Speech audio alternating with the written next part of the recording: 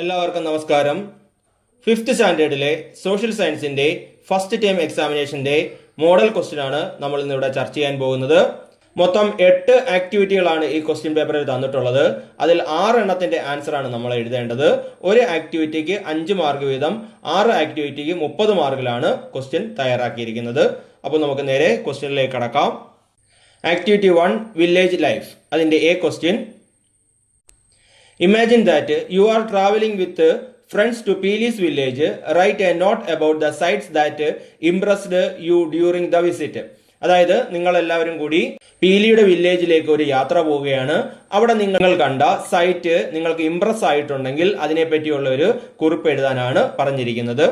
അപ്പോൾ അതിന്റെ പോയിന്റിലേക്ക് വരാം.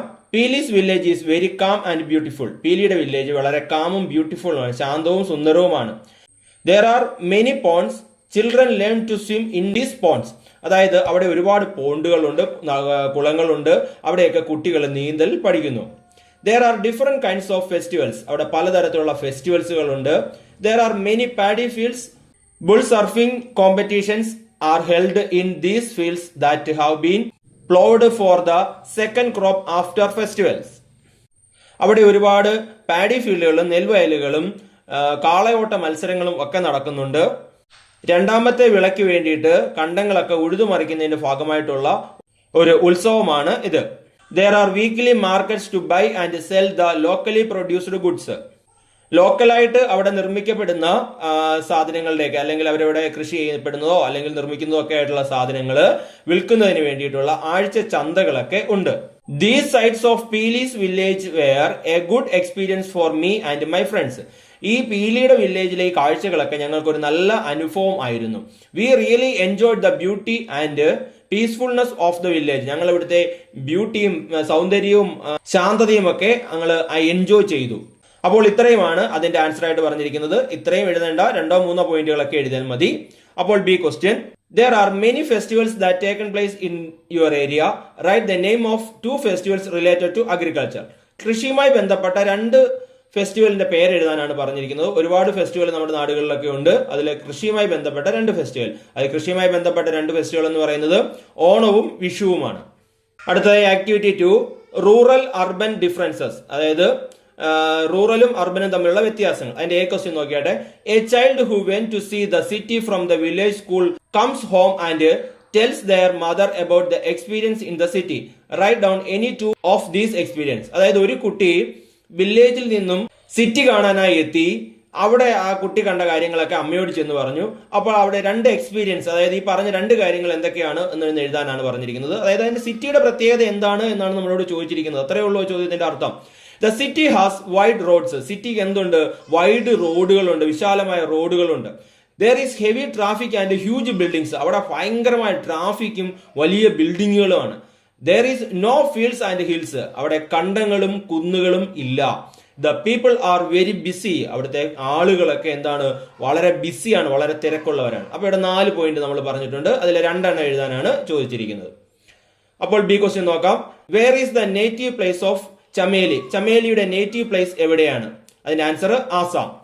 Okay, C question: Write the state from where majority of guest workers come to Kerala. അതായത് കേരളത്തിൽ ഏറ്റവും കൂടുതൽ ഗസ്റ്റ് വർക്കേഴ്സ് എത്തുന്നത് എവിടെ നിന്നൊക്കെയാണ് എന്നാണ് ചോദ്യം. അതിന്റെ answer Assam, Bihar, west Bengal etcetera. അപ്പൊ നമ്മൾ ആസാമിൽ നിന്നും ബീഹാറിൽ നിന്നും വെസ്റ്റ് ബംഗാളിൽ നിന്നും ഒക്കെയാണ് കൂടുതൽ തൊഴിലാളികളും കേരളത്തിലേക്ക് എത്തുന്നത്. കൂടുതൽ എഴുതാൻ പറ്റും നമുക്ക് അവിടെ. ഞാൻ 3 എണ്ണം പറഞ്ഞു എന്ന് മാത്രമേ ഉള്ളൂ. അപ്പോൾ ഇത്രയുമാണ് ആക്ടിവിറ്റി 2. അടുത്തതായി activity 3 human began settling permanently near agricultural site. അതായത് മനുഷ്യർ അഗ്രികൾച്ചർ സൈറ്റിലേക്ക് അടുത്തേക്ക് സെറ്റിൽ ചെയ്യാനായിട്ട് തുടങ്ങി. അതാണ് ആ ആക്ടിവിറ്റി പറഞ്ഞിരിക്കുന്നത്. നമുക്ക് അതിന്റെ ക്വസ്റ്റ്യനിലേക്ക് വരാം. What were the advantages of early humans of settling permanently near agriculture site. അതായത് കൃഷിസ്ഥലത്തിന്റെ അടുത്ത് പണ്ടുള്ള ആളുകളൊക്കെ താമസമാക്കാനുള്ള കാരണം എന്താണ് എന്നാണ് ചോദിച്ചിരിക്കുന്നത്. 4 പോയിന്റ് നമ്മൾ പറയുന്നുണ്ട്. അത് നോക്കിയാട്ടെ. They could protect the agricultural sites. അവർക്ക് എന്ത് ചെയ്യാൻ പറ്റും? അഗ്രികൾച്ചറൽ സൈറ്റ് പ്രൊട്ടക്ട് ചെയ്യാനായിട്ട് സാധിക്കും. There is no need to wander around in search of food. അതായത് ആഹാരം തിരക്കി അവർക്ക് ചുറ്റിക്കറങ്ങേണ്ട ആവശ്യമില്ല. Availability of food items increased. അതായത് ഫുഡ് ഐറ്റംസിന്റെ ലഭ്യത കൂടുന്നു. Got more time to rest, അതായത് കൂടുതൽ സമയം റെസ്റ്റ് ചെയ്യുന്നതിനായിട്ട് ലഭിക്കുന്നു. അപ്പോൾ ഒരു അഗ്രികൾച്ചർ സൈറ്റിന്റെ അടുത്ത് സ്ഥിരതാമസമാക്കുന്നത് കൊണ്ട് ഏർലി ഹ്യൂമൻസിന് ഉണ്ടായിട്ടുള്ള ഗുണങ്ങളാണ് നമ്മൾ ഈ പറഞ്ഞത്. ഇത് പുസ്തകത്തിൽ തന്നിരിക്കുന്നത് അതുപോലെ തന്നെ നമ്മൾ പറഞ്ഞിരിക്കുകയാണ്. അപ്പോൾ ഇവിടെ 2-3 പോയിന്റുകൾ നിങ്ങൾ എഴുതിയാൽ മതി, അതെങ്കിലും 4 പോയിന്റുകൾ കൃത്യമായിട്ട് പഠിച്ചു വെക്കുക. ഓക്കെ, ബി ക്വസ്റ്റ്യനിലേക്ക് കടക്കാം. What is barter system? Barter system എന്താണ്? അതിനെ നമ്മൾ സാധനങ്ങൾ അങ്ങോട്ടും ഇങ്ങോട്ടും കൈമാറി സാധനങ്ങൾ വാങ്ങുന്നതിനെയാണ് നമ്മൾ ബാർട്ടർ സിസ്റ്റം എന്ന് പറയുന്നത്. Before the introduction of the system of coinage, there was a practice of exchanging goods in each other. അതായത് കോയിനേജ്, അതായത് നാണയങ്ങളൊക്കെ പ്രചാരത്തിൽ വരുന്ന കാലത്തിന് മുമ്പ് there was a practice of exchanging goods with each other. അതായത് ആളുകൾ തമ്മിൽ സാധനങ്ങൾ കൈമാറുന്ന ഒരു സംവിധാനം നിലനിന്നിരുന്നു. This method of exchange is known as barter system. ഇതിനെയാണ് നമ്മൾ ബാർട്ടർ സിസ്റ്റം എന്ന് പറയുന്നത്. എന്ന് വെച്ചാൽ സാധനങ്ങൾ കൈമാറുന്ന അല്ലെങ്കിൽ സാധനങ്ങൾ കൊടുത്ത് മറ്റ് സാധനങ്ങൾ വാങ്ങുന്ന രീതിയാണ് നമ്മൾ ബാർട്ടർ സിസ്റ്റം എന്ന് പറയുന്നത്. അപ്പോൾ ഇത്രയുമാണ് ആക്ടിവിറ്റി 3 ഉള്ളത്. അടുത്തതായി activity 4, food and inequality. A question, who was the social reformer organized Misra Bhojanam as a protest against social inequality? Social ഇൻഇക്വാലിറ്റിക്കെതിരെ മിശ്ര ഭോജനം ഒരു പ്രൊട്ടസ്റ്റ് ആയിട്ട് എടുത്ത ആളുടെ പേര്, അതിന്റെ പേര് answer Sahodaran Ayyappan. B question, name the project launched by the government of Kerala for poverty alleviation. Poverty അലിവേഷന് വേണ്ടിയിട്ട്, അതായത് ദാരിദ്ര്യ നിർമ്മാർജ്ജനത്തിന് വേണ്ടിയിട്ട് ഗവൺമെന്റ് തയ്യാറാക്കിയിട്ടുള്ള പ്രോജക്റ്റിന്റെ പേര് അതാണ് കുടുംബശ്രീ മിഷൻ. അതിന്റെ C question, prepare A message for the school assembly on the topic of food and health on world food day. അതായത് വേൾഡ് ഫുഡ് ഡേയെ പറ്റിയിട്ടുള്ള ഒരു മെസ്സേജ് തയ്യാറാക്കുക. എവിടെ? അസംബ്ലിയിൽ അവതരിപ്പിക്കുന്നതിന് വേണ്ടി. അതൊരു ചെറിയ പ്രസംഗം പോലെയാണ് നമ്മൾ തയ്യാറാക്കിയിരിക്കുന്നത്. ഞാൻ മോഡലായിട്ട് ഒരെണ്ണം അവതരിപ്പിക്കുന്നു എന്നേ ഉള്ളൂ.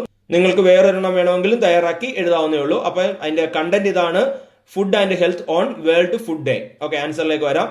Today, October 16th, we gathered to observe World Food Day. ഇന്ന് October 16th ആണ് നമ്മൾ ഇവിടെ കൂടിയിരിക്കുന്നത് ഈ വേൾഡ് ഫുഡ് ഡേയെ പറ്റി സംസാരിക്കുന്നതിന് വേണ്ടിയിട്ടാണ്. The food that is necessary to maintain health is the right of every human being. നമ്മുടെ ആരോഗ്യം നിലനിർത്തുന്നതിന് ആവശ്യമായിട്ടുള്ള ഫുഡ് എല്ലാവർക്കും കിട്ടുക എന്നുള്ളത് നമ്മുടെ എന്താണ്? റൈറ്റ് ആണ്, നമ്മുടെ അവകാശമാണ്. But there was thousands of many parts of the world without even a single meal to sustain life. എന്നാൽ ലോകത്തിന്റെ പല ഭാഗത്തും ആയിരക്കണക്കിന് ആളുകൾ ഒരു സിംഗിൾ മീൽ പോലും കിട്ടാതെ എത്രയോ ആളുകൾ കഷ്ടപ്പെടുന്നു. Climate change, war, unemployment etcetera cause poverty and starvation. അതായത് ഈ പോവർട്ടിക്കും ദാരിദ്ര്യത്തിനും പട്ടിണിക്കും ഒക്കെ കാരണമാകുന്നത് ക്ലൈമറ്റ് ചേഞ്ച് ഉണ്ട്, അതേപോലെ വാർ, യുദ്ധങ്ങളുണ്ട്, അതുപോലെ അൺഎംപ്ലോയ്മെന്റ്, തൊഴിലില്ലായ്മയുണ്ട്. ഇതൊക്കെയാണ് ഇതിന് കാരണമായി മാറുന്നത്. Together we can create a world where everyone has access to nutritious food. നമുക്ക് എല്ലാവർക്കും കൈകോർത്ത് നിൽക്കാം. എന്തിനു വേണ്ടിയിട്ട്? ന്യൂട്രീഷ്യസ് ഫുഡ് കിട്ടുന്ന, എല്ലാവർക്കും ന്യൂട്രീഷ്യസ് ഫുഡ് കിട്ടുന്ന ഒരു ലോകത്തിനായിട്ട്. Let us commit to this goal on world food day and every day. ഇതായിരിക്കണം നമ്മുടെ ഒരു ഗോള് എന്ന്. വേൾഡ് ഫുഡ് ഡേ മാത്രമല്ല, എല്ലാ ദിവസങ്ങളിലും നമ്മുടെ ഗോള് ഇതായിരിക്കണം. Thank you. അപ്പോൾ ഇതാണ് ഞാൻ അതിനൊരു തയ്യാറാക്കിയിട്ടുള്ള ഒരു മെസ്സേജ്. നിങ്ങൾക്ക് മറ്റ് മെസ്സേജുകളും വേണമെങ്കിലും തയ്യാറാക്കാം ഇതുമായിട്ട് ബന്ധപ്പെട്ട്. അടുത്തതായിട്ട് ആക്ടിവിറ്റി 5 ആണ്, സോഴ്സ് ഓഫ് ഇൻകം ആണ്. അതിന്റെ A question, complete the diagram showing the various source of income. ഇത് നമ്മുടെ ക്വസ്റ്റ്യൻ പേപ്പറിൽ തന്നിരിക്കുന്ന ഈ ചോദ്യം പുസ്തകത്തിൽ അതേപോലെ ഉള്ളതാണ്.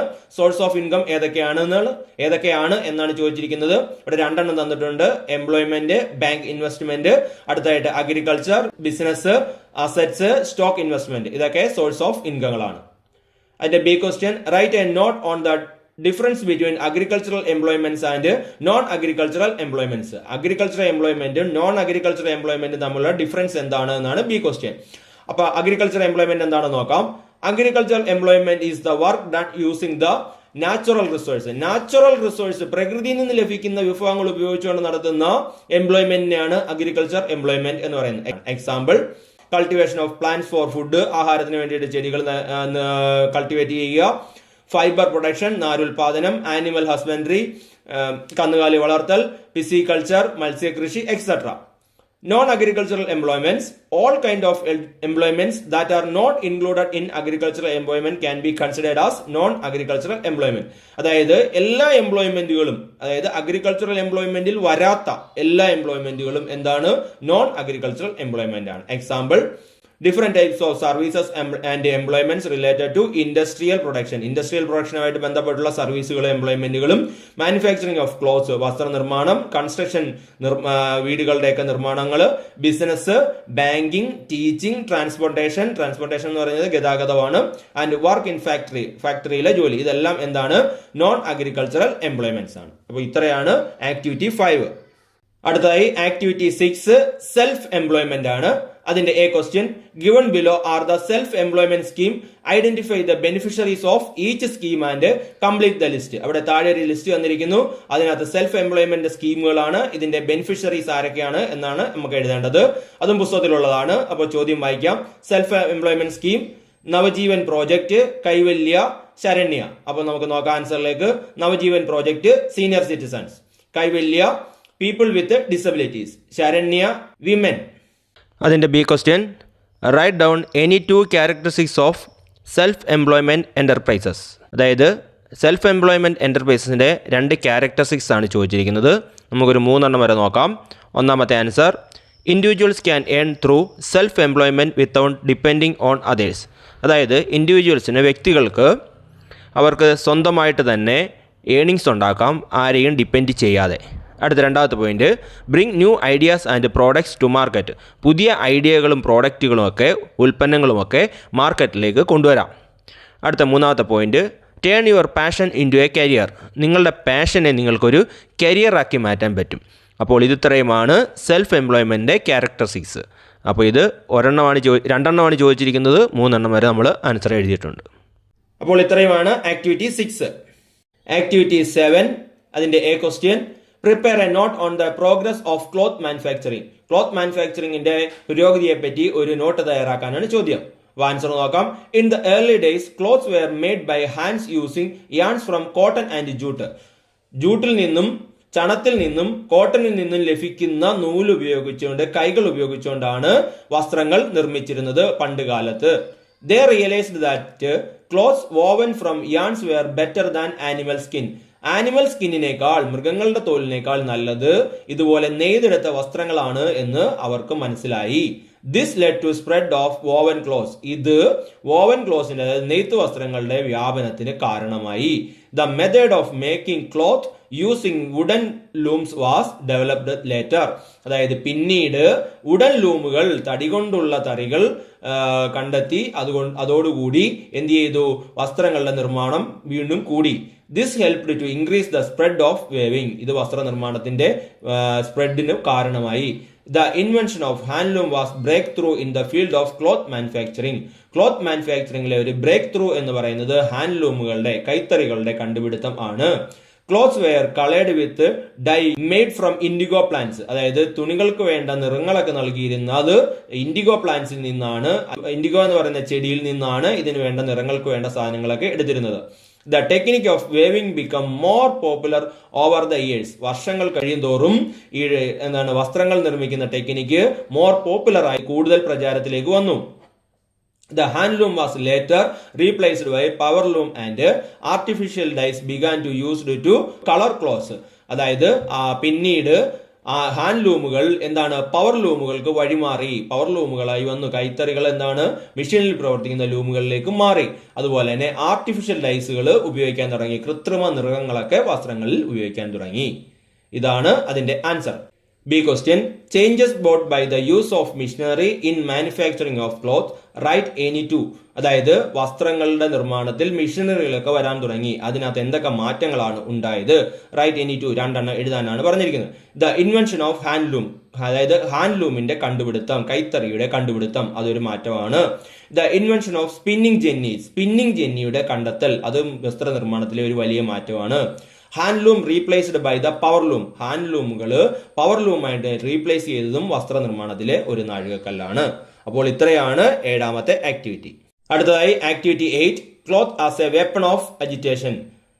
A question, in which year did king of Travancore issue the proclamation granting women to right to wear the upper cloth. അതായത് സ്ത്രീകൾക്ക് മേൽവസ്ത്രം ധരിക്കാനുള്ള അവകാശം നൽകിക്കൊണ്ട് തിരുവിതാംകൂർ രാജാവിന്റെ പ്രൊക്ലമേഷൻ എന്നാണ് ഉണ്ടായതെന്ന്. 1859 ആണ് അതിന്റെ answer. Right any one of the employment sectors in cloth manufacturing field, വസ്ത്രനിർമ്മാണത്തിലെ ഏതെങ്കിലും ഒരു എംപ്ലോയ്മെന്റ് സെക്ടർ എഴുതാനാണ് പറഞ്ഞിരിക്കുന്നത്. ഇവിടെ നമുക്ക് 2-3 എഴുതാം. ഒന്ന് weaving, 2 costume design, sewing, embroidery, designing, dyeing, spinning. അടുത്ത സി ക്വസ്റ്റ്യൻ നോക്കാം. How did Gandhiji use charkha and khadi clothings as a weapon of agitation against the British? Gandhiji ചർക്കയും ഖാദിയും ഒക്കെ ബ്രിട്ടീഷുകാർക്കെതിരെയുള്ള ഒരു സമരായുധമാക്കി മാറ്റിയത് എങ്ങനെയാണ് എന്നാണ് ചോദ്യം. അപ്പൊ നമുക്ക് ആൻസർ നോക്കാം. Gandhiji made khadi, charkha and boycott of foreign clothes as A part of the freedom struggle. Gandhiji khadi നിർമ്മിക്കുകയും ചർക്കകൾ നിർമ്മിക്കുകയും അതുപോലെ വിദേശ വസ്ത്രങ്ങൾ ബഹിഷ്കരിക്കുകയൊക്കെ ചെയ്തത് ഫ്രീഡം സ്ട്രഗിളിന്റെ ഒരു പാർട്ടായിരുന്നു, നമ്മുടെ സ്വാതന്ത്ര്യ സമരത്തിന്റെ ഒരു ഭാഗമായിരുന്നു.